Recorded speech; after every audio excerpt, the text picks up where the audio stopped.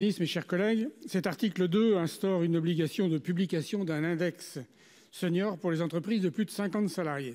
Une nouvelle fois, le gouvernement mise sur la bonne volonté des entreprises. Les codes de bonne conduite, le name and shame, sont des illusions auxquelles seul le gouvernement croit encore pour améliorer la situation des travailleurs seniors.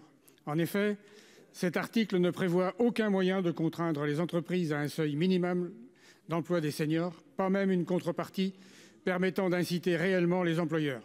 Monsieur le ministre, vous vous devez de proposer des mesures efficaces et non des mesures cosmétiques, alors que vous vous apprêtez à précariser encore un peu plus cette catégorie de travailleurs déjà fragilisés. La question est fondamentale. Une augmentation de 10 points du taux d'emploi des seniors augmenterait de près de 10 milliards les recettes. Cette question ne peut être abordée sur un coin de table sans concertation avec les syndicats. La réflexion doit s'inscrire dans un projet global sur le travail. Enfin, cet article, comme d'autres dans votre projet, mérite mieux qu'une procédure accélérée, mérite mieux qu'un raccourci démocratique. En aucun cas, cette question ne touche au financement de la sécurité sociale et justifie l'utilisation de la procédure du PLFSS-R, comme cela a déjà été dit par mes collègues.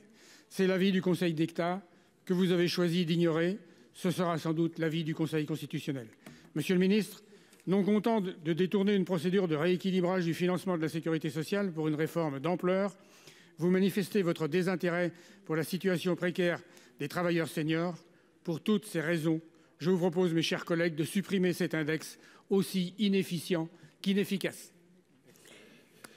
Merci. Et maintenant pour